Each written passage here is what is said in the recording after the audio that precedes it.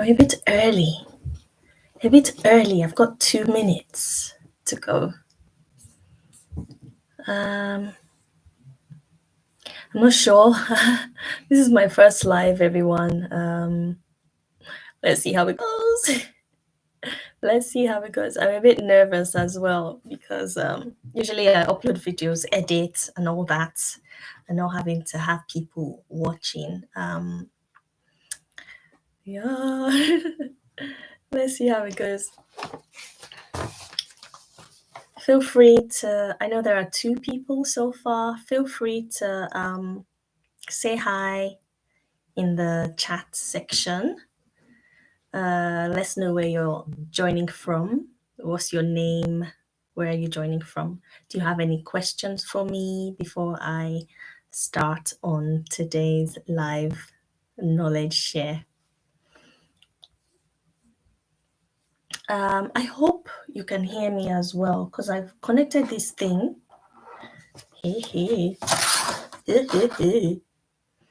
I've connected this thing, but I don't know if it's working. You know what? Let's see if I can. How am I going to know if this works? I'm just going to try and join the live on my phone and see if people are actually hearing me. 2 years now. Please feel free to type. My name is Mike. Chat, say something in the chat box so that I know that you can hear me, okay? That'll be really helpful. It's my first live, so a bit new to this thing. I'm a bit new to YouTube Live. This is my first one, so bear with me. How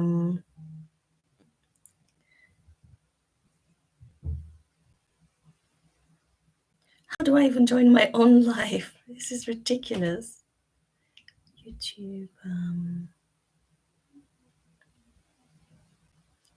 Oh, yay! Oh, good. Thank you. I was about to join on my phone to see if it's working because I'm a bit nervous as well.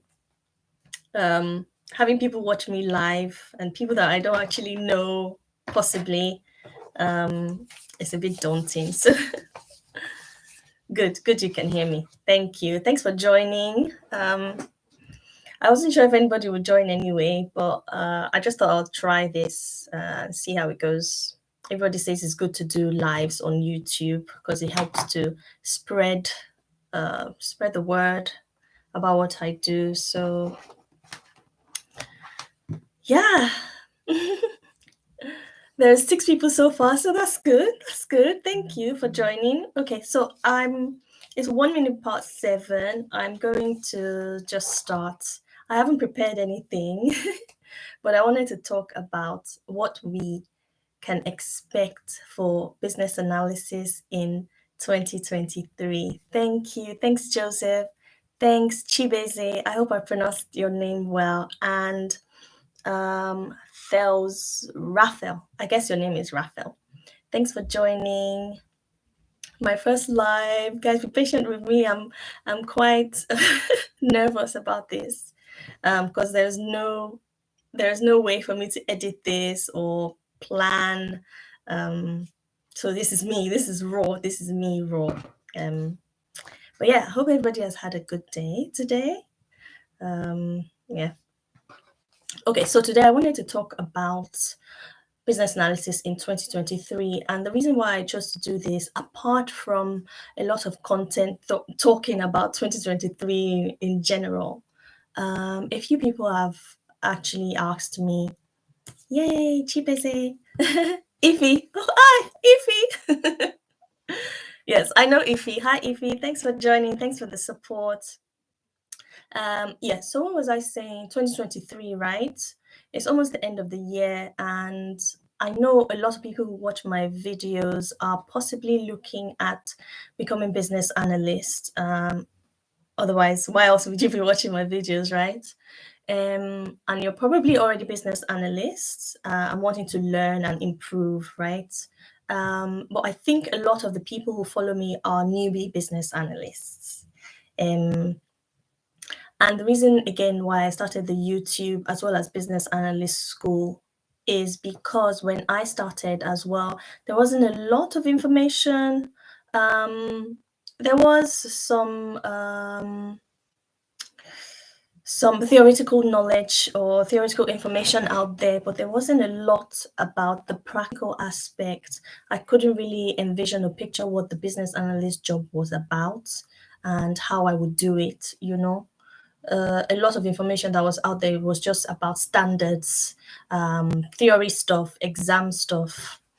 So this is why I started this as well, because again, I didn't really know what business analysis truly involved. And because I'm a business analyst, I feel that I can share that knowledge because I do the actual job. So I can sort of guide and talk about what exactly we do apart from the theoretical side, what the book talks about and all those other things. Because a lot of the times, organizations don't actually follow what the standards are. They don't actually follow the steps and the things that business analysts do precisely. They generally would define your role for you. It would consist of certain business analysis standards, but not precisely. So I had a one-to-one today with my manager at work, and we were just talking about me so far, my experience and my how happy I am in my role. And he did mention something which I'd like to share with you guys about communication. When I started the company, I work in financial services, insurance, insurtech. So as business analysts, as much as we have the knowledge of business analysis, we also need to have domain knowledge, depending on the sort of organization that you work for, whether it's financial services, whether it's media, whether it's charity sector, you know, whether it's what other type of organizations are there, educational, you need to have some sort of knowledge about these types of organizations, right? So for me, I've worked in the insurance space for, I think, almost 3 years now. But if you ask me anything about insurance, I have no clue.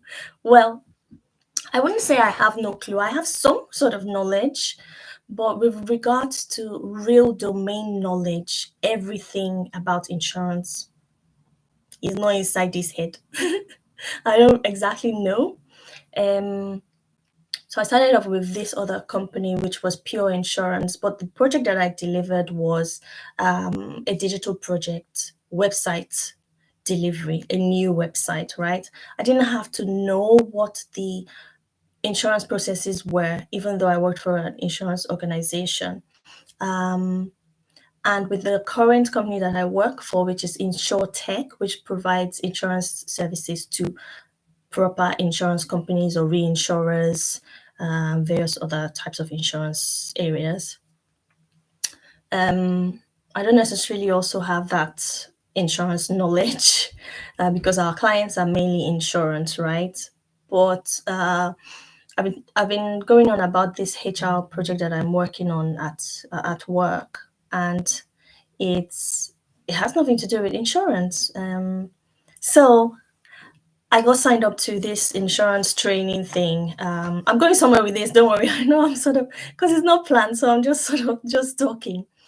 What was I saying? Insurance knowledge, right? So I know what the organization does, but not in detail with regards to the insurance processes.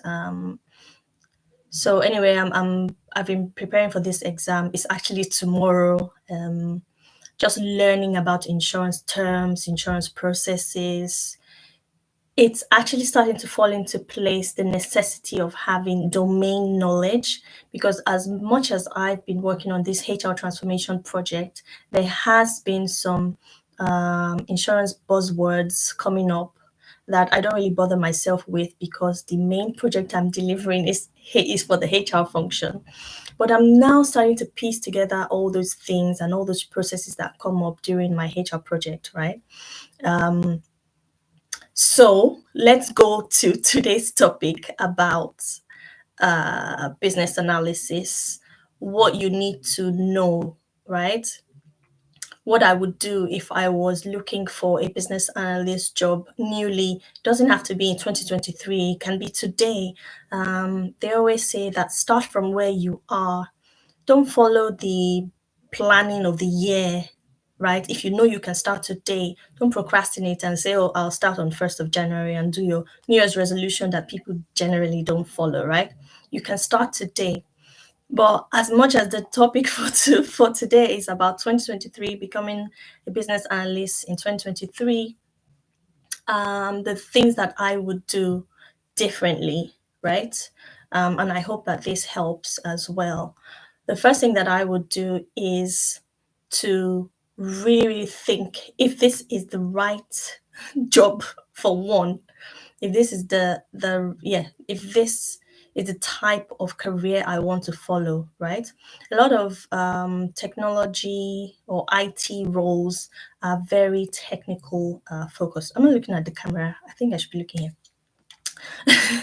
A lot of the IT roles are very technical focused. So business analysis is one of the ones that you don't even need to have technical knowledge.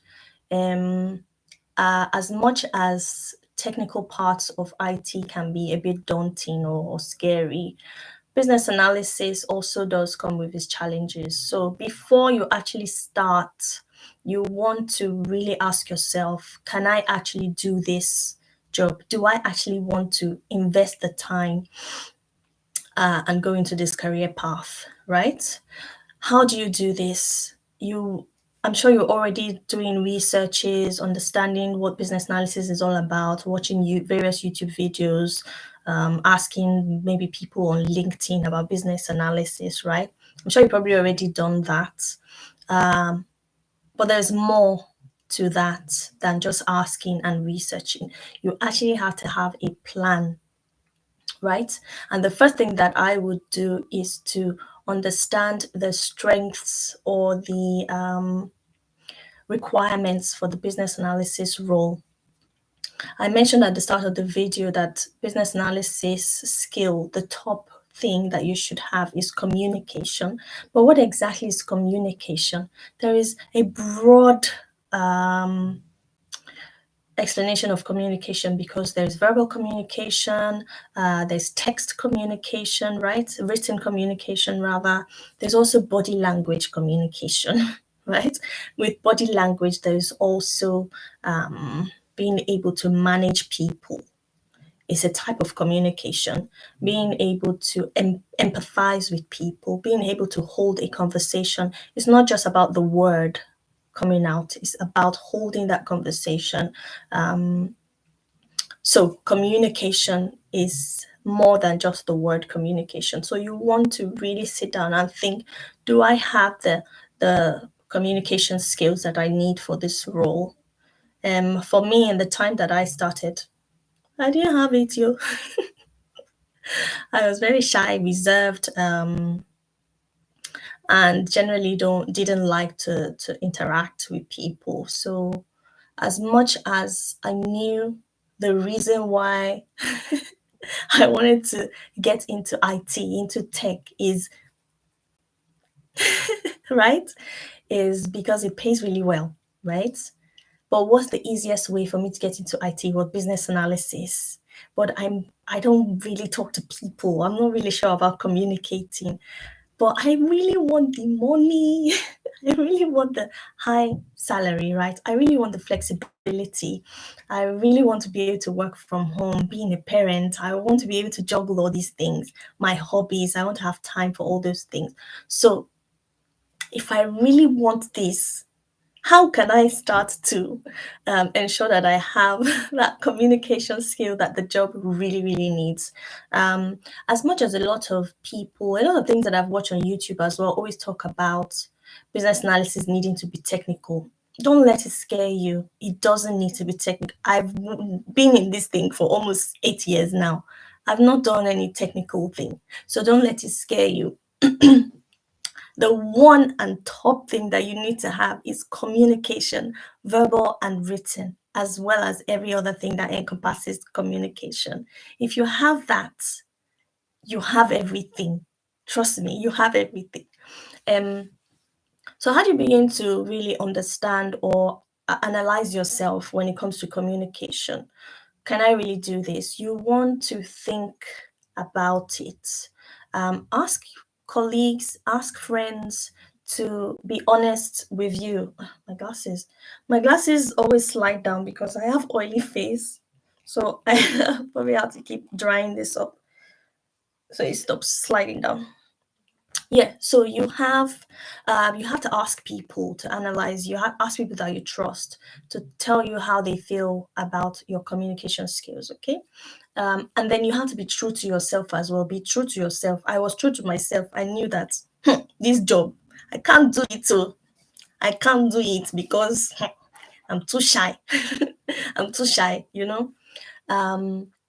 So identifying that, you then want to start putting in the work to ensure that you have that skill, right? When I did it, I wasn't really sure if communication, if I would really, really excel in this career path. I just jumped in. I've always been the type of person who to just jump in and try. What's the worst that could happen, right? But in order for me not to be so much anxious about it, I think I would have done this, sat down to analyze, self-analyze. In business analysis, there's SWOT analysis.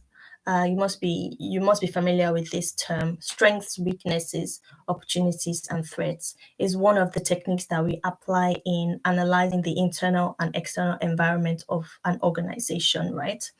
Apply it to yourself, your internal and external environment of yourself, right? Sit down and think, what are my strengths and my weaknesses? Okay, communication might be part of it, right? You want to first understand what are the necessary top skills and techniques that business analysts should have. The soft skills, which is your interpersonal, which includes communication, right? You want to sit down and write whether that's your strengths or your weakness. If it's your weakness, what opportunity is available for you to improve that weakness, to work on that weakness and make it a strength. With regards to threats, what will stop you from being able to improve your communication skills, right? So you want to sit down and do a SWOT analysis. First, understand what are the various necessities, business analyst skills and techniques that I need to have. And then from these skills and techniques, start to write it down in your SWOT analysis, your personal SWOT analysis.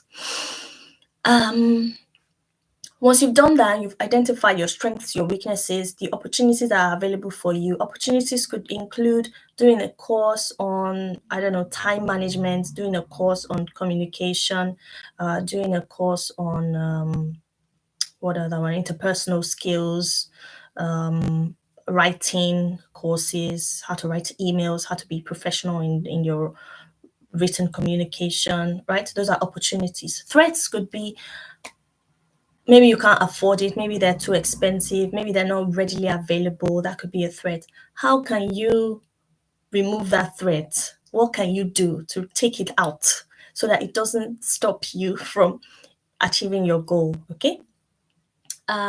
Maybe find free resources like the YouTube ones. Maybe find temporary resources where you can just pay, monthly or something.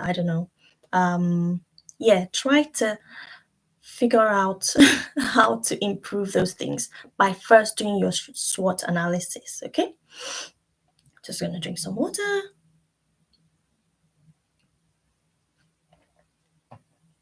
Please, guys, feel free to say something in the chat so that I know that I'm making sense. Am I making sense? Tell me if I'm making sense, if this is working. What else? Secondly, I mentioned about first identifying the skills, right, and doing your SWOT. That's the first one. Just do your SWOT analysis. Can I actually do this job? Do I actually want to do it? Yay. Number two, have a plan. Okay, you can sit down there and analyze yourself all you want, write everything all you want, but if you don't have a plan, you won't do it. You'll just write it down and say, okay, so I don't have these things. Yay, thank you, thanks for letting me know.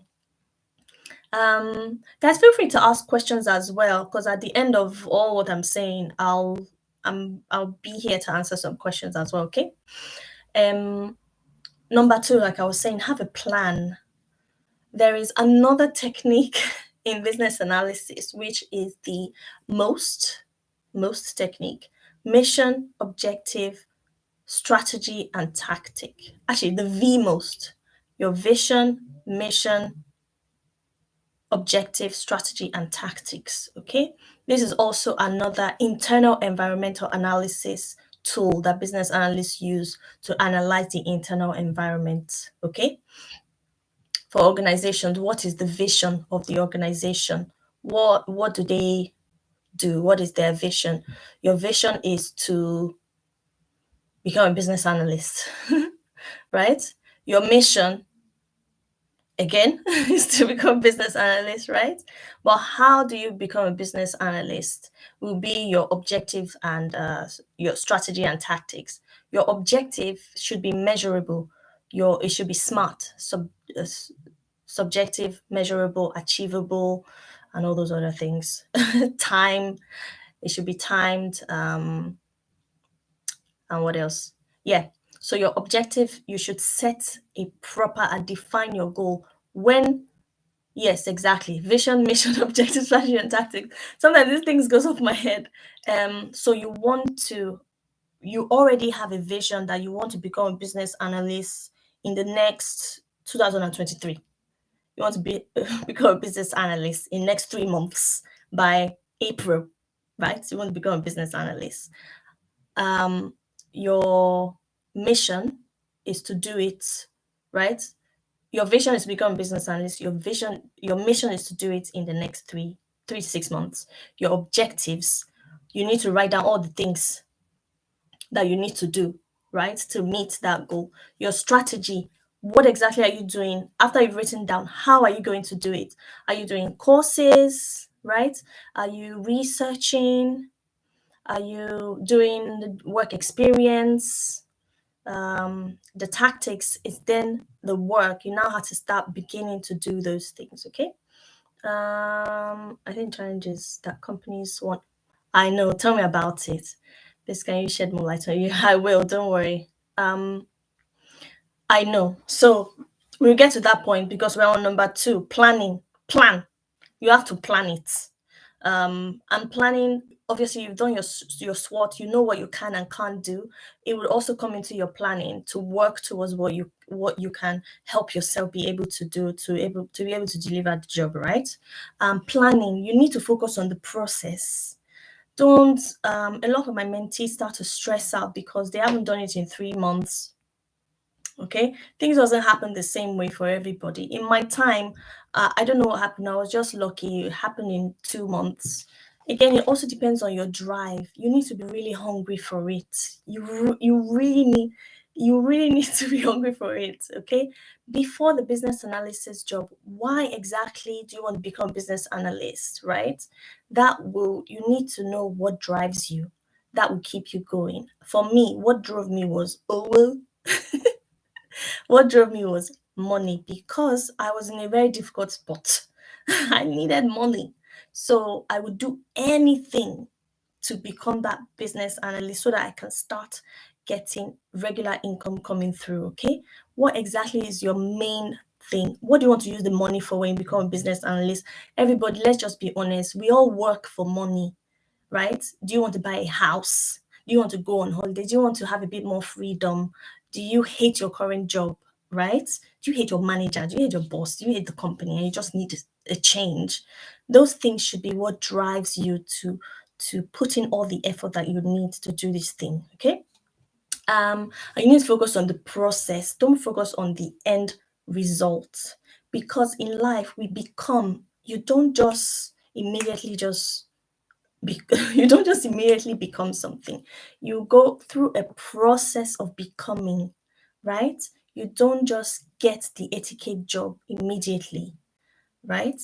You have to go through that process of becoming yourself. With me, I had to go to that process because I struggled a lot with the communication aspect. I had to become. I will never do this before. I wouldn't be here. Like, why am I here? I never had the confidence, but I have become and I'm still becoming. Okay. So you really need to focus on that process of becoming, because you will learn in the process. Okay. Planning. You also need to have discipline. You need to look at all the inspirational people, right? All the rich people in this world, they are very disciplined. So you also need to have that and not be, I don't know what other word to use, like lazy minded, because I do have that sometimes. I just can't be bothered, right? But you really, really need to focus. You really need to focus on that journey, that process of becoming. Okay. Write it down. Like I said, have a plan. Write it down. By when do I want to do this? Put it on a sticky note. I have a lot of sticky notes on my on my wall, right? Put it on a sticky note. Write numbers on all of them. In what month are we in? December. When do you want to start the BA course? Is it 1st of January? By 1st of January, I would have signed up for this course, so I know it's starting. When do you want to work on your CV? Before the end of this month, I'm going to work on my CV. I'm going to find someone to review it for me. I'm going to pay, all these CV websites that help you review your CVs. I did it in my year 1 of business analysis. And when I'm looking for another job, I paid for it. I didn't really have the money, but you have to find it so that you can get to the other side, right? I don't know how else to tell you, but you need to be hungry for this thing, because that's the position that I was in. I know my experience won't be your experience. Everybody has their own individual experiences and struggles, right? But you know yourself, do your SWOT analysis and know how long it will take you to prepare, whether it's 3 months, whether it's 6 months. And again, go back to what drives you. Is this the stress in your current job, right? Is it your manager that's just really annoying?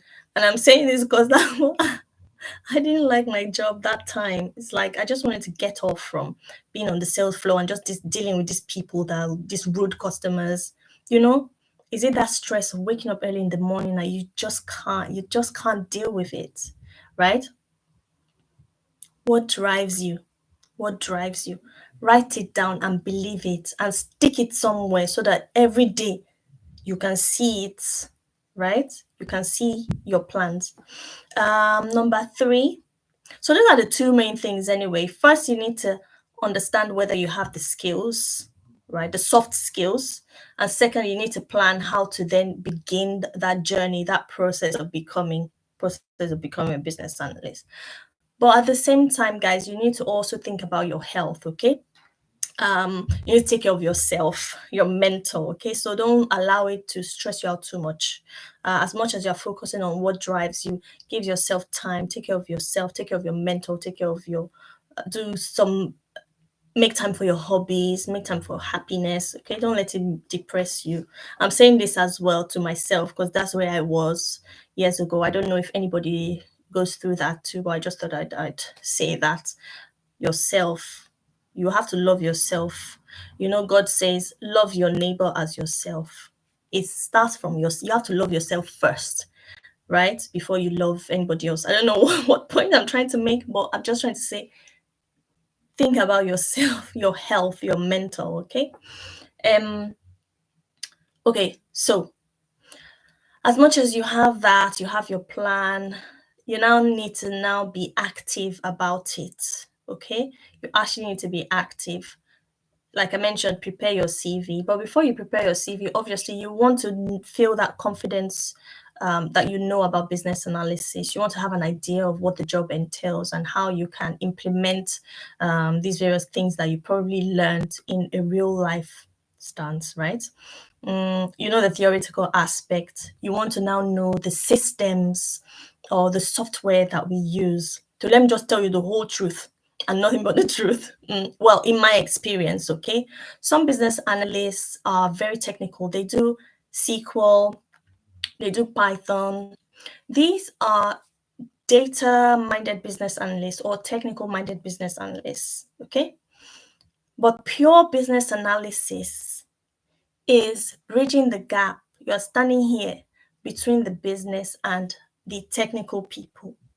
That is pure business analysis. If you know pure business analysis and you start and you want to explore technical and all these other sides of business analysis, then you can open yourself to that.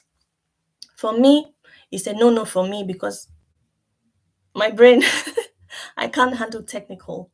Okay. So as much as a lot of roles will sort of look very technical, right? Don't fear, because even now I know that there are a lot of jobs out there that are pure business analysis type job. So the software or system that I've used is, I always talk about it, is Visio. Although there are other companies that are coming up now with their own type of diagram or visual representation tool, like Miro. I think Miro is a good one. Lucid Chart is amazing. I love Lucid Chart. There is also Celonis, which is a bit complicated. I've tried that one. There's also SAP Signavio. There's so many types. But if you know how to use one, you will know how to use all the others, because it's just dragging and dropping and it's drawing. It's art. I see it as art. And that's one of my favorite aspect of business analysis, because I'm quite I'm quite an arty person. So when I start drawing the map, it feels like art is relaxing for me. Okay. So that's the main tool. That's the main tool that you need to know how to use and write it on your CV. The other ones, I've talked about this many times in my YouTube videos, as well as other videos with my mentees and my members, are the general Microsoft Word, PowerPoint, Excel. Mid-level experience is okay. Even beginner on Word, PowerPoint, Excel, maybe mid-level, because you might have to do some data cleansing or data mapping on Excel. So just know those easy Excel things. What else? The tools. Again, it comes down to domain knowledge for the systems that the organizations use. And a lot of these you learn on the job. For instance, if you're in an agile environment, you need to know how to use Jira or Confluence. Some of the organizations have other tools that they use. My current employer uses DevOps, which when I started, I never used DevOps, but because I knew how to use Jira and Confluence, easy peasy. DevOps was just easy. It's just a different color, different format, but it's pretty much the same. I don't know of other ones that exist, but these are the ones that I've used. If you know that you're going to start a job or apply for an agile job, business analysis job that is in the agile environment, then I think you should learn how to use those tools. And actually, a pointer, when I started, my first pure agile role was in 2018, something like that. And that was my first real experience with Jira. I'd never used Jira. I was purely from waterfall and like Wagile environment. But the first pure one that I worked on I'd never used Jira.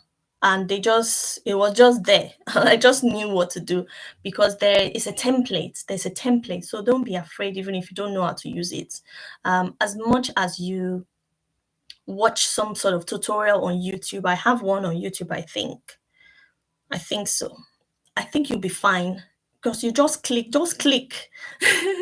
Be inquisitive. Business analysts are inquisitive. We are curious, right? Just click on anything. You'll figure it out. That's how I've managed in my role. When I get thrown into new systems, new environments, I just click. What can I click? What does this do? What does that do? And I just figure it out. Okay. And there'll usually be examples of past business analysts, maybe user stories or epics that you can see, and sort of use that as your guide as well. Okay. Organizations always have templates for these things, as well as user guides and training manuals for these things.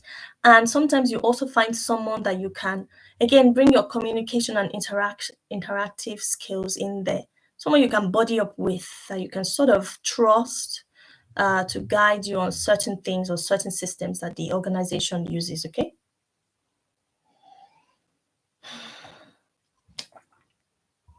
Okay, those are the systems. What else do I use? Pretty much, that's it, pretty much. And then comes the domain knowledge, okay? Domain knowledge, not necessarily about, it sort of involves what the organization does, the processes, like I was talking about insurance is, the organization that I work in the area that I work in. I have to know a lot about insurance processes. Why do we do insurance? What are the types of insurance and all these sort of things, because we deal with insurance clients. And so you want to kind of have an idea of the sort of domain you want to focus on, the sort of organization, right? When I started, I did not choose, because me, I just needed the cash, right? I just went into any organization. I've worked in non-profit. I worked in an accounting firm. I worked in media. I worked in events, and then I worked in payments, fintech, bank, and I'm now in insurance. And in my experience so far, the financial services or anything finance related, like banks, insurance, payments, fintech, they pay much better than other organizations, or other types of industries rather. So I'm sticking to sticking to this one. So because I know I'm sticking to it, I'm starting to sort of be serious about getting the domain knowledge. So it's up to you if you want to test the waters. I would test the waters if I'm new, to see which ones I like. Okay. Yeah. So it's up to you what you feel, right? Another pointer is, if you're currently working in a type of organization and you have some sort of knowledge, like NHS, you already know about the NHS processes, it's usually easy to transition into that sort of industry for business analysis, because you already have the knowledge. For me as well, retail, because I was on the shop floor for a few years, 3 years thereabout. I had retail knowledge, till systems and all those sort of things. Even though I didn't transition, but I feel like it would have been easy for me to transition into the retail industry, for instance. Yeah. So domain knowledge, you want to have a bit of domain knowledge. When you start applying for jobs, you want to know what that sort of industry does, okay? It will also give you some sort of confidence when you start the job, right? So these are the main pointers. Have a plan, do your self-analysis, make sure your CV is good, make sure you have some sort of course that you've done, have your certificates, because that really boosts your CV. At least have foundation certificates in business analysis. Thank you, Fortune. I think it's Fortune, right? Thank you. Yeah, so those are the things that I think you should know. As much as I can say these things, I know that you still probably have the fear because you haven't done the real work. I feel your pain. I feel your pain. You haven't done the real work. There's just all the studies and all the, all the things that you're doing, all your research, but you don't actually know what the real work is. And this is a struggle that I also that my mentees and members also expressed to me. But there is no other way. I can't help you on that. Nobody can help you know what the actual work is, because every organization is different. like I mentioned at the start, business analysis has the pure definition, business analysis, but organizations define it for themselves because they know what value they need a business analyst to bring to their projects and to the organization as a whole, okay? So nobody can tell you. I can only tell you the systems that we use, what will help you begin, and what will help you give a little bit of confidence. You will never know what the job is until you actually start.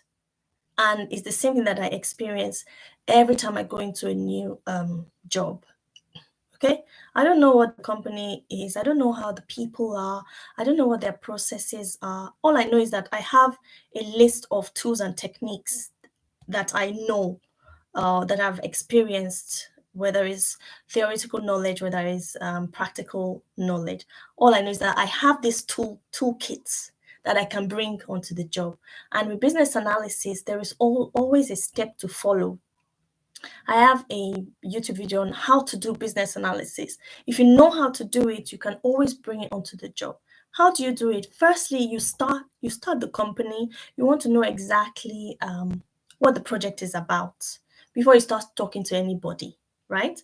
Knowing what the project is about, there are toolkits as well that you use to know what the project is about, whether it's document analysis, communication skills, okay? And then you want to know who are the people you're speaking to gain more knowledge, more discovery about the project, okay? You're identifying your stakeholder. That's another tool and technique that you need, right? Stakeholder analysis. These are the things that you also learn in your theoretical application when you do your courses and all that. Knowing that, and then you now want to apply the other techniques, whether it's requirements solicitation, requirements documentation, mapping, process mapping, reviewing, approval processes, all those things that you do within the project, interacting with the business, interacting with tech, and then doing some testing, whether it's if it's waterfall, you go through each stage. You finish one stage first before you go to the next. If it's agile, it's you're continuously doing all these things, testing, doing your agile ceremonies, artifacts, and all those things, right? If you have the theoretical knowledge, you have the toolkit like a bag. You have a bag of all the things that you need to have as a business analyst that you can always bring on to any job, any BA job, okay? Okay, so let me answer somebody's question. I think there are 3 questions so far. What do you know now you wish you were aware of before going down the BA route? What was the biggest shock? The biggest shock. My biggest shock was what was my biggest shock? My biggest shock was politics, right? Politics in organizations. You have to be very careful. Right? I don't know if I should say this, but when you join a company, you are new, right? Everybody there, they already know themselves, they know each other, they have already built rapport, okay? And you now have to sort of find your way inside that group, right? But sometimes there's politics, people are gossiping about each other, saying things about each other. So you want to be careful. Don't enter inside, don't join them. Don't join them. Seriously, don't join them. Sometimes you're in meetings and people are just gossiping about some other people. You start to wonder what they're talking about you at the back. At the back. Also, I don't know if I should say this, but there was a video that I have where I got sacked. I got sacked because of politics. Okay, somebody can just stab you at the back. Okay, that was my shock because I'm a generally la-di-da-di-da type of person. Okay, I love people. I'm easily trusting of people. In organizations where everybody's fighting for a role, everybody wants to be CEO, everybody wants to be manager. You have to be careful. So that was my shock. I wouldn't necessarily say going down the BA route. I don't know if that's it for every other type of role, but for me personally, it just was a different world because I'd never worked in an office, and then there's just all this bunch of people wearing suits and and just like this, and me, I'm just like this, okay? I guess that was my shock. My shock was trying to navigate this new environment and trying to fit in and trying to also be professional, because generally, even till now, I'm not really up for all this professional something. But when you start the job, obviously you have to comport yourself and join the suit guys, right? It's just that thing, and I'm not used to. I don't really like pretense. I don't like pretending. All this. Oh, how was your day? How's the weather? Da, da, da. I don't really like this small talk. But you have to do it. And yeah, these are the things that I wish I had known before I got into it. Right? That prepare to pretend is the word. Prepare to pretend. Okay, but with regards to that was my biggest shock outside BA role, right? But with regards to what do I wish? What do you know now that you wish you were aware of before going down the BA route? Before going down the BA route, I can't clearly specify what it is. And the reason I can't do that, I can't specify, is because every job that I go to is always different. I guess that's what I wish I'd known, because I really focused on theoretical knowledge. This is what the book says. This is how we should do it, right? I really focused on that. And I wasn't flexible with moving into my new roles. It was always a challenge for me because I'd already learned this way of working with this company, with this organization. And then I go to the other company and I have to relearn. So I guess that's what I wish I had known. And there's always that fear of new environment too. And this is why I challenged myself in 2018. I jumped into contracting because I wanted to challenge myself in new environments with new people. Again, remember I talked about becoming is a process. I found that I was kind of stuck where I am. I got used to everybody. We're like brothers and sisters in this company that I worked for, and I figured that there are a lot of people that were there for 15 years. What is it? 15 years. I couldn't stay there. So I had to jump into contracting and try to sort of find some sort of flexibility, some sort of challenge so that I can grow in my confidence, in my communication, in my adaptability to different organizations. Okay. So I guess that's what I wish I had known, so that I'll be prepared going in and not just assume that everything is always the same with every company. So just be prepared that every company is different. And again, people generally are different. So yeah, I hope that clarifies it for you. And I hope it helps you as well when you become a business analyst, if you're not already, and if you can relate. Okay, so what Chibeze said was iffy. That was iffy. She said, I think the challenge is that companies want 5+ years of real experience often. It's just ridiculous. It's just absolutely ridiculous. Please, can you shed more light on this? Who is this? I think somebody is sort of spamming the messages. How can I stop this person? Okay. Yeah. Thing is, shed more light on this 5+ years experience. When I started applying for jobs, I could find 2 years experience, 3 years. And what I would shed on, they can say 20 years experience and I have 3 years, I'll still apply for it. That's the light I can shed on you for you. If they ask for 20 years experience and they've listed the skills and tools that you should know, and you know it, apply for it. Just apply for it. Don't really focus on this 20 years experience or 5 years experience, right? I remember my first BA job. That job didn't even pay well, to be honest. But my first BA job asked for 2 years experience, and I had 0 years experience, right? But again, you have to adapt your CV. You have to add those buzzwords, those BA buzzwords. Even though I came from retail, I did stakeholder analysis. The customers are stakeholders. You analyze them. You interacted with stakeholders. The customers I interacted. I dealt with difficult stakeholders because someone will come and return something without receipt. How did I deal with that? You know, or somebody wants me to help them put on their shoes when they're trying on shoes like I'm their slave. Okay, how did I deal with that difficult customer?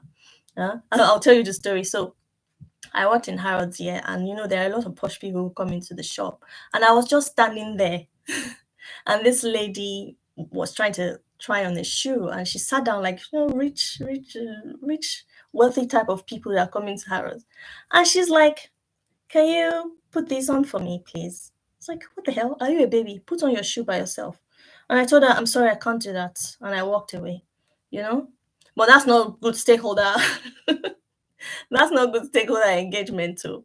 But I'm just saying, there is a way you would phrase the type of task that you'll be doing in your current role. And yeah, let me go back to your question. If they want 5 years experience and you have two, you have one, but the list of requirements for the role is you have it and you can do it. Apply for it. That's what I would say. That's the light I would shed. Till today, I apply for jobs that require 10 years experience, and I still openly and confidently apply because I can do it. I know I can do it. Is it the system they need you to have experience in? I've done it. I can do it, because somebody can have 5 years business analysis experience, right? Or they would say, can you have 5 years experience of using Dynamics 365? I can have 5 years experience of using Dynamics 365, but maybe I used it once a month in my current job. But me, that I have 1 full year experience every day of using Dynamics 365, in comparison to the person who has 5 years but only use it once a month, who is more knowledgeable? It's me, because I have the 1 year. So as long as you can justify that, okay? Sometimes you won't get through to interview stage, but there is so many 5 years experience BA jobs there. If there is 20 and you have 2 years experience, apply for all 25 years. It's like a gamble. Somebody will call you because your CV is that good, okay? That's how it's worked for me. I apply for the jobs because I know I can do it. It's not because of the years of experience that I have. It's because of the knowledge and the transferable skills and techniques I can bring onto it. Sometimes I have zero knowledge of the system, but I know I can do it because I've done something similar. And you would implement it on your CV to justify your application for that role, okay? That's what I can share.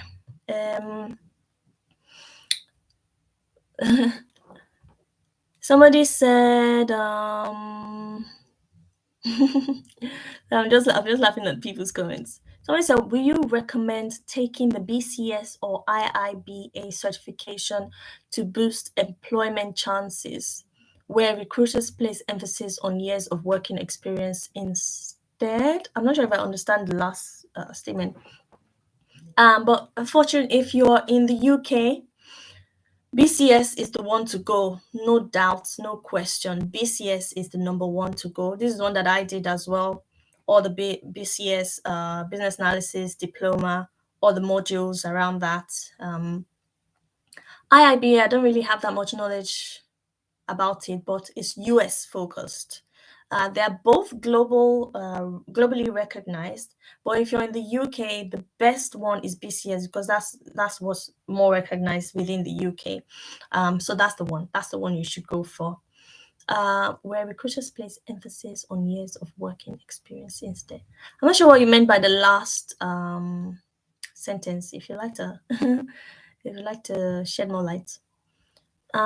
Somebody said, Hannah said, you have to be able to find those transferable yet relatable skills when writing your CV. Yeah, that's actually another struggle with going into business analysis, is doing up your CV in the best way possible. It's a bit of a tricky one because you have to represent all the skills, the experience, use the right words.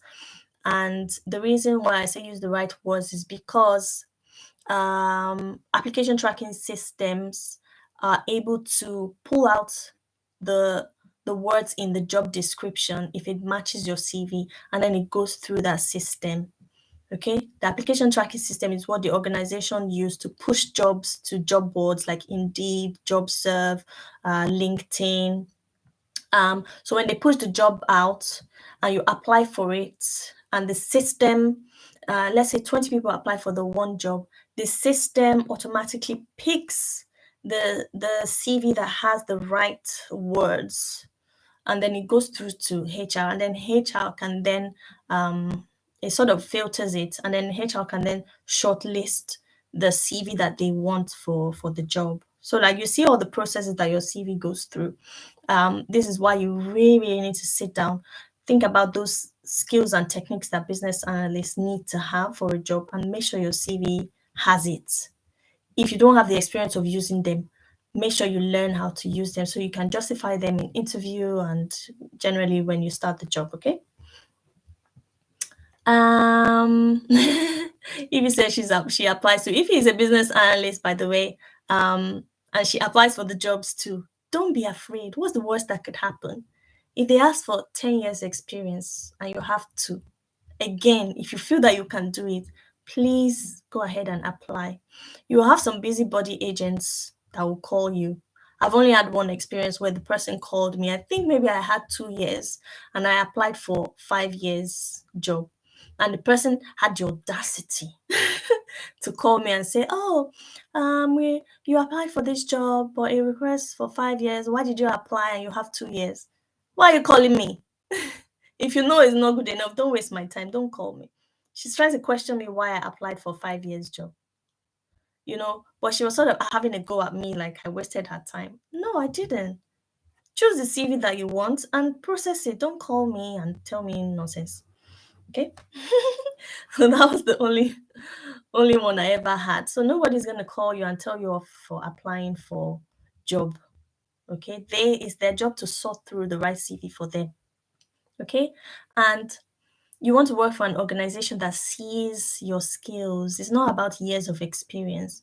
You want to work for an organization that sees the skills, that actually sees the value that your CV can bring to the organization, and want to actually have that conversation with you first to see if you fit. You only risk hearing, unfortunately. Exactly. And it hasn't killed anyone. What's the worst that could happen? They say no. On to the next one. Okay? If you apply for 100 jobs and you only get 2 calls, that's really good. That's really good. If you go for a few interviews, your first interview, and they say no, you are building resilience. On to the next one. Nobody's waiting for nobody. Just don't give up. Again, go back to what drives you. It will help you not give up. Go back to what you've written down on your paper. Okay? Somebody said, after Foundation PA exam, which BCS exam is closely linked to it? Okay. Requirements engineering, modeling, business process, or business analysis practice. You have to do all of them.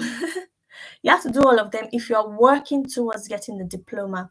But it's not really necessary for you to do these things, to be honest. It's not really necessary. As long as you have one, it's okay. I worked with one for maybe 2-3 years, but you can still get a BA job with just one.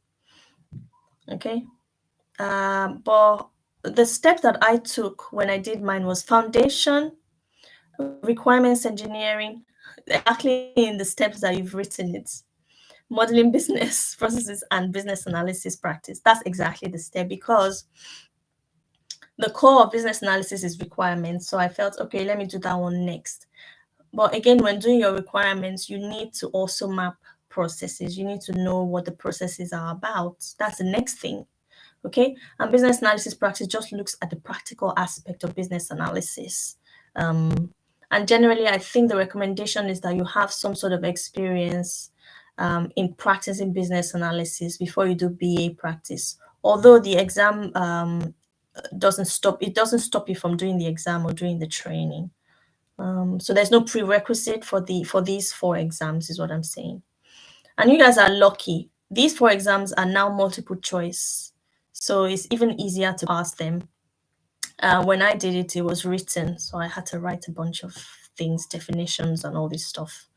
Somebody said, I believe Fortune wants to know if the BCS or IIBA certification will suffice or boost her chances where she doesn't have enough years. Okay, yes, it will. It will, because you are showing that you are working towards business analysis. You are showing that you have the theoretical knowledge, okay? But I think the BCS one, maybe if you don't have any experience at all, if I were you, I would do foundation and requirements engineering. If I were you, I feel like it would boost your chances more, and possibly I would do a training as well. I don't know if you guys are aware, I'm starting a training in January called Business Analysis in Real Life. Okay, it's a boot camp for 12 weeks, 3 months, January to March, every Wednesday. Although that day might change, I'm not sure yet, but let's stick to every Wednesday for a couple hours. I'm training you on the real life of business analysis, because a lot of the courses that are out there teach you about the theory aspect. I don't think I found a course that teaches you how to use Jira, how to use Visio, how to write user stories with real life examples, how to practice, and how to work on a project. So I'm applying this onto that training, as well as the theoretical aspect of business analysis. So if you're interested in that, it's all on the website. It starts in January the 11th. Work towards your plan. It will really help you. And because I'm coming from that knowledge, that almost 8 years knowledge, I'm also coming with all these templates and documents that I've done, so we can have some real life examples to work with. It's also certification will be available as well after the course.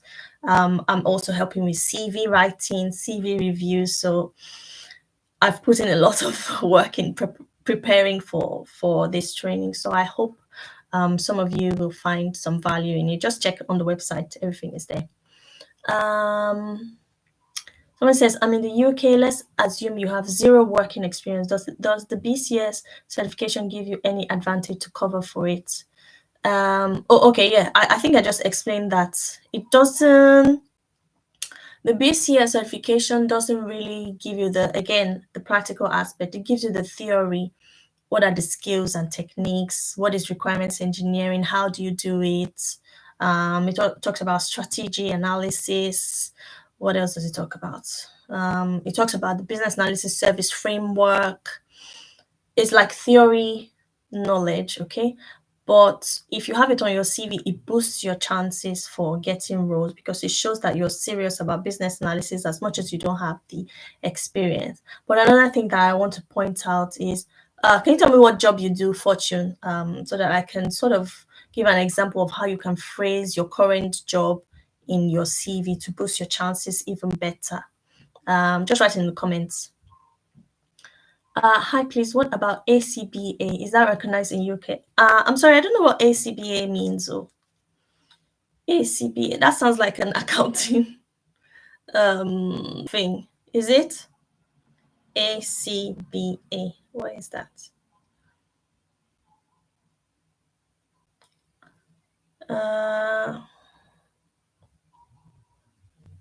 Yeah, I don't see anything about ACBA. Sorry, I never heard of that before, and I've never seen it on any job specifications out there, so I'm not sure what that is. Sorry. Yes, Ify, I think you should do the requirements engineering, because it talks about the various requirements steps, requirements analysis, requirements documentation, requirements identification, requirements writing, and talks about stakeholder, how you draw out your requirements from stakeholders, workshops, interviews, those sort of things. It will help you. I think that's the next one to go to. Okay. ECBA. She said it's ECBA. It sounds familiar. Let me just quickly Google it. ECBA. Business Analysis PG program. IIBA, ECBA. Oh, it's part of the IIBA certificates. So I've not really seen any UK jobs that ask for. Maybe I've seen a few. But usually if you have one or the other, if you have IIBA or BCS, you're okay. But in my experience and in the jobs that I've reviewed and I've seen and all the organizations that I work for, it's only BCS they ask for. Again, for UK is BCS. IIBA is for the US. And BCS, I think IIBA is more theory than BCS. BCS has more examples of practical. That's why it has business analysis practice as part of the modules. For IIBA is more, it says core business analysis certification. It's more theory than practical. It's more about exam question and answers. That's what I think. Yeah, but personally, from my advice is to do the BCS ones because that's the one I did, and that's the one that I see that most jobs ask for. Apply certification. Yeah. Somebody said, "Oh, okay, Fortune. I worked in financial services bank in Nigeria. Presently, I'm an international student, international business. Okay, so you're doing your international business degree as an international student. That's fine. A lot of organizations employ new graduates on graduate schemes. My current company, we have a lot of new graduates that are doing project management and business analysis. It's good to have that initial knowledge so that initial junior level experience after your graduates, after your degree, because it will also boost your confidence, your learning, you're pure and new, and everybody, the organization doesn't expect too much from you. Rather, they give you more. They pay for all the trainings for you and all those things. So those are the advantages of coming out newly from a degree. So if you worked in financial services bank in Nigeria, you can add this. Think about a project. What systems did you use when you worked for the bank? What issues did the system have? And you have to think wear a BA hat. Think like you actually did a BA project on it, okay? And talk about the system or certain projects that the bank would have delivered, but imagine that you were a business analyst on it and write a description under the job spec, under your job spec in your CV to say how you apply these things, because you would apply it from the knowledge of your BCS certifications, okay? It's just like altering your CV sort of so that you get that chance for interview because you know you can do the job. Yeah, financial services, that's really good because you have financial services domain knowledge. You also have to justify that on your CV. You can write it there. Business analyst with a background in financial services, delivered X and X projects, have knowledge of X and X systems, maybe systems that you've used or you've heard that people have used in the company because you have a knowledge about it.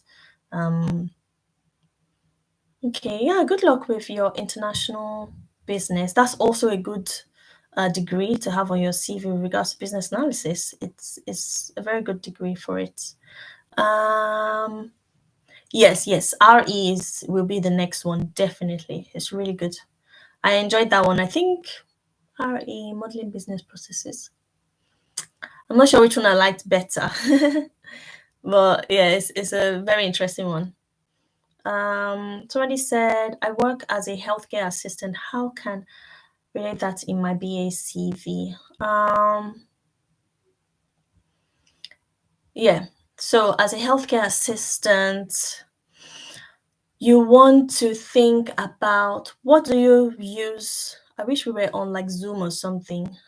I also didn't expect this live to go on for this long, because I'm sort of testing it out to see how it will go. But thank you for everybody who's joined. It's been really, really great having you all and answering your questions. So for healthcare assistant, you want to think about what do you do currently. I'm not really sure what healthcare assistant do, but you must use some sort of system to record patient details. You might have some sort of process in which you take care of the sick, right? You must have some sort of process, some people that you probably interact with. That will be your stakeholder engagement, right? You want to talk about the system that you use. You want to think about the problems that you have with that system, right? And then think of it as a project. That's what you write on your CV. Think of that system as a project. Maybe you've heard of the organization trying to work on improving certain processes with the healthcare assistants. Maybe you are currently documenting patient records on paper, right? You want to think about the problems that you have currently in the organization that you work with, right? And then you want to wear your BA hat and create a project in your head and write it on your CV. you know and you want to be able to justify it, right? I can help you with that. Book a one-to-one with me and we can talk more in detail on how to do that, because I know it's very difficult when you don't have the actual BA job title on your CV to break into business analysis, and that's a fact. It's just difficult to get into it because people will ask, healthcare assistant to be, how come, right? But what will first boost your CV is to do those certificates. Put it on your CV. You have foundation, you have requirements engineering, you've done this course on Udemy, you've done this other course. If you're doing a course with me, you've done this course with Business Analyst School, certificates, you have this certification, you have the knowledge. That will boost your chances. And then coming from a healthcare assistant, you have the domain knowledge around healthcare systems, healthcare processes. If you apply for healthcare BA sort of industry jobs.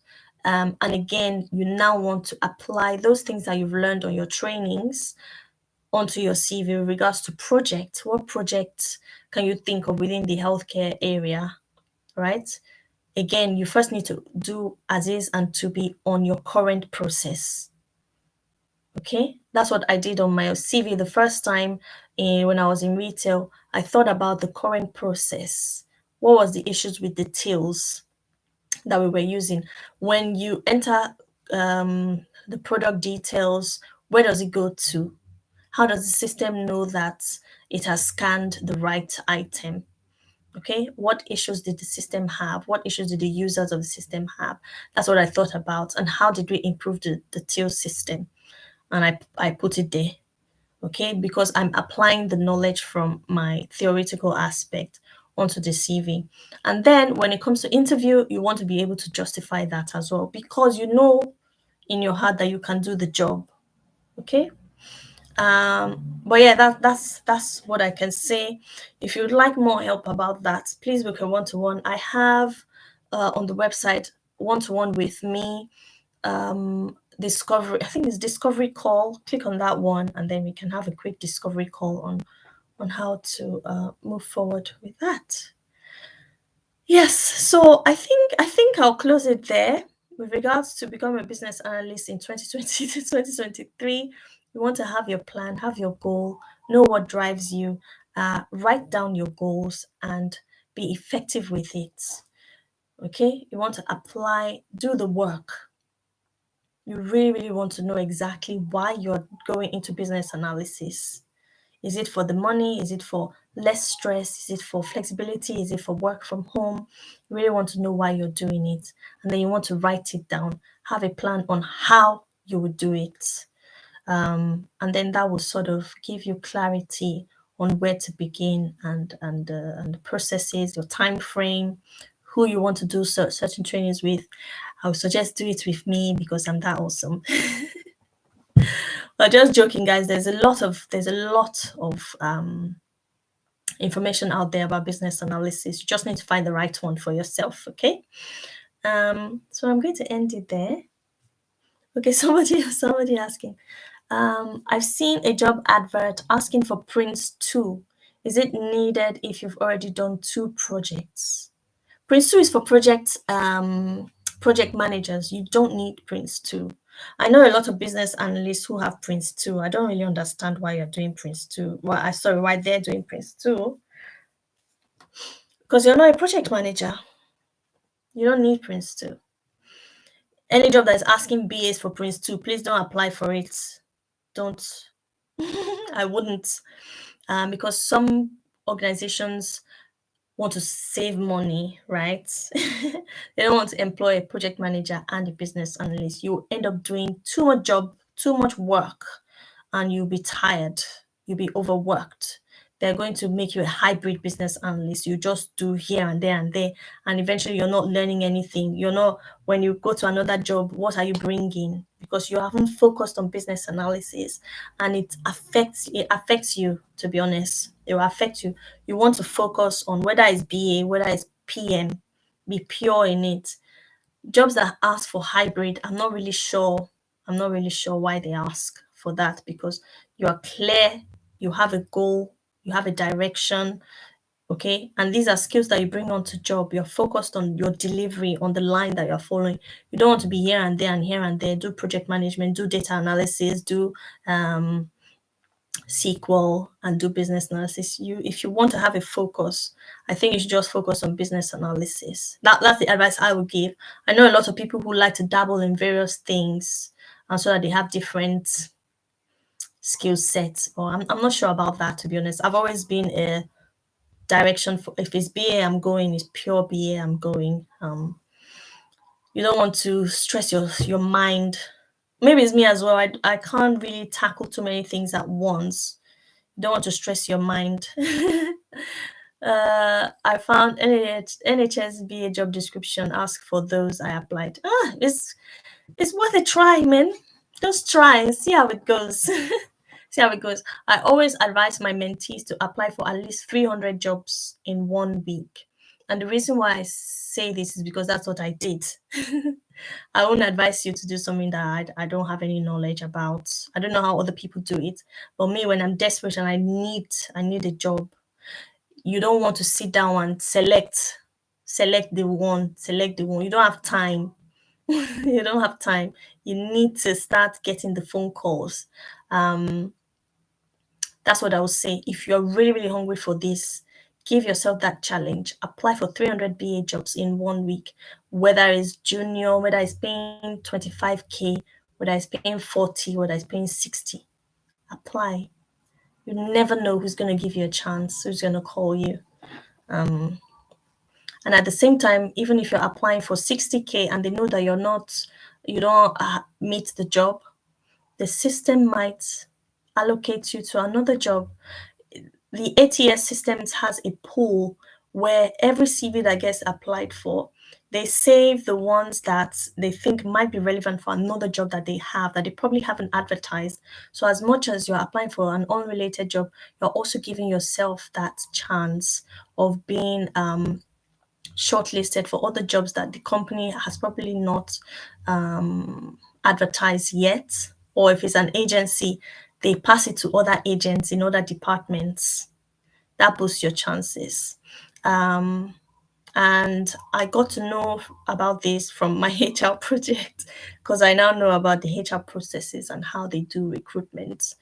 So this is a sort of knowledge that I also bring onto business analysis membership and my mentees, because I'm able to sort of guide them on how to go about those applications, because I know how the system works. I think that has been my challenge, focusing on one pure niche. Yeah, I know. Focusing on one pure niche can be challenging because you haven't experienced any niche, right? Any type of industry. So that's why I said it would take some time for you to then finally settle. Okay, so apply for the jobs as long as you read the spec and you feel that you can do it. Okay, even if it's health sector, even if it's finance, if it's non-profit, apply for it and get that experience. And then what I find is the next job that you probably apply for, let's say you've worked in non-profits, you start to get more calls from agents that deal with non-profit organizations. So that can be the downside of it, but you can still apply for other niche if you've had one experience in one and you feel like, okay, it's time for me to move. Like I said at the start of the video, I started with this accounting company I think I was there for 9 months. It didn't feel like a pure BA job. I was just doing change requests. So I didn't really do project. I was just doing change requests, small changes, and I didn't really feel like I was doing proper BA job. And then I moved to a non-profit and I was there for 2.5 years and I got so comfortable. I really, really enjoyed that place. And then from there, I moved to fintech. That's when I started realizing that I actually like financial industry, financial services, or anything that has like a tech around it. And then from fintech, I went into the bank payments, which I didn't really enjoy. It was so boring for me and a bit too much numbers.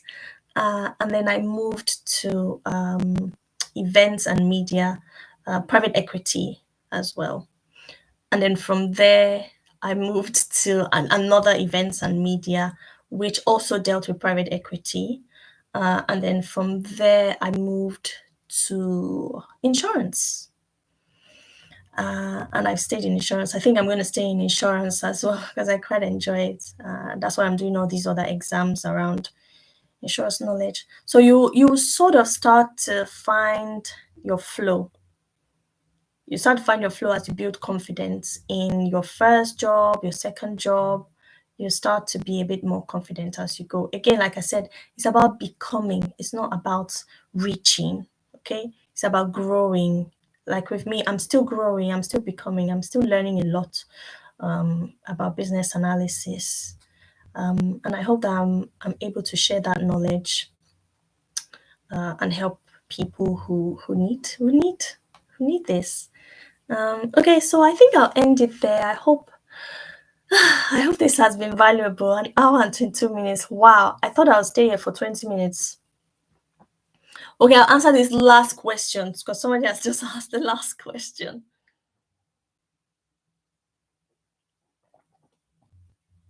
Hi, thank you from the US. Thanks for following. Thanks for the support, everyone. I really, really appreciate it. I've reached over 1,000 subscribers. Can you believe it? I can't believe it. I thought I was still being like 200 kind of thing and just continuing, but I'm really grateful for the support and the subscribers. So Rally Priest Ndubi asked, do you do a lot of data and databases, query languages, and data visualization? No, I don't. I've never done it, and I don't think I'll ever do it. And this is because, yeah, I know, right? 1K plus. Can you believe it? 1K plus me from where? But yeah, no. I've never had to do. Actually, maybe I did a few in one of my jobs, but I didn't enjoy it. And one thing with me, like I mentioned, I just focus on one. If I know this is the one I can't do, I can't do technical. I'm very clear on that. Any job that calls me and say technical, I say no, 100% no, because I know that I don't want to do it, number one. And I can't do it, number one, and I don't want to do it. Even if you want to train me, I am not interested, okay? But some BA jobs do ask for database knowledge like SQL and query languages and data visualization. Those are mainly data analyst roles. But I find that if you're flexible around data, because business analysis has a lot of data involvement as well, because a system can't exist without data, an organization can't exist without data. So a lot of the times we have to sort of be involved with the data side of things, but not independently. In my experience, I haven't done it independently. I always have like a data architect or a solutions architect or a system expert to work with, because I'm not really a data type of person, but I sort of understand where the data comes from, where it's going, and how the data is. But with regards to querying language, I have basic knowledge, but I haven't been required at any point in my career to do it. Like I said, some jobs do ask for it. So it's up to you really if you want to focus on those areas for database and data querying and things like that. It's up to you what you feel comfortable with. In my last project, there was a lot of data around it, although I focused mainly on the front end usage of the system. But I wasn't able to write all the user stories or requirements without knowing what the backend was. So I wrote them in the language that I understood, but I didn't necessarily know exactly what the tables or or where the information was pulled from. And I would just imagine that, okay, this data is pulled from somewhere. I don't know where it is. And then the the data architect will then go and edit, because within Agile, everybody can work on one story. I would just at the person and say, at this person's name, can you write the specific table that this information comes from, sort of, right? And then they do all the querying and things. I think it's something that will help my job be better if I knew how to do it or if I was interested. But my job description doesn't require for me to do it, so I don't do it. I don't do more than myself.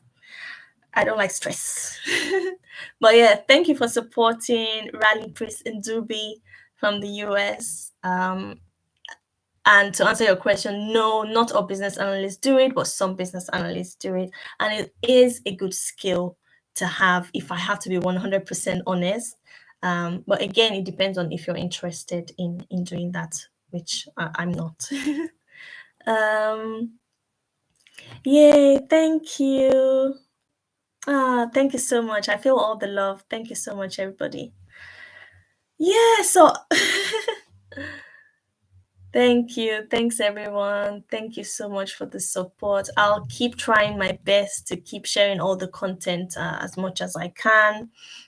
Feel free to add in the comments as well, because sometimes I have content block and I'm not really sure what to share.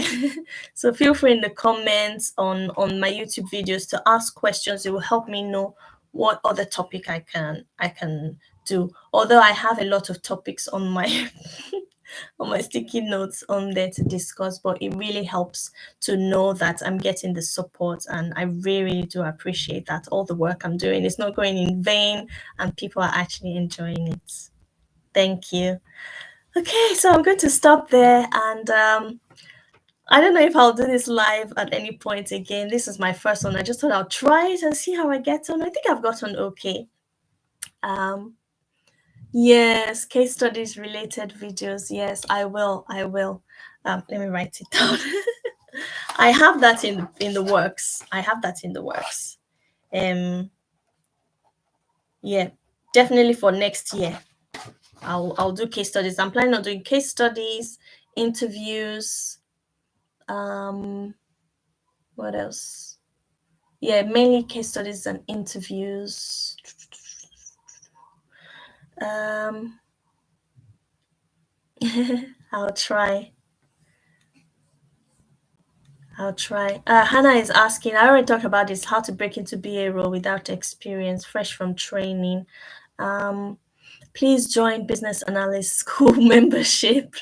A lot of my members are currently on the live and have become business analysts from my help and from the resources that are available on Business Analyst School membership. And I'm also doing the training on business analysis in real life, which you can put on your CV as well as certification. It will, especially if you're looking to break into business analysis without experience, this will really help you. So that's what I would suggest you do, because I've put in a lot of work into it, and I know that it will really, really help people to become business analysts. Okay, I'm going to say my last goodbyes, and I'll see you in the next YouTube video. Bye, everyone.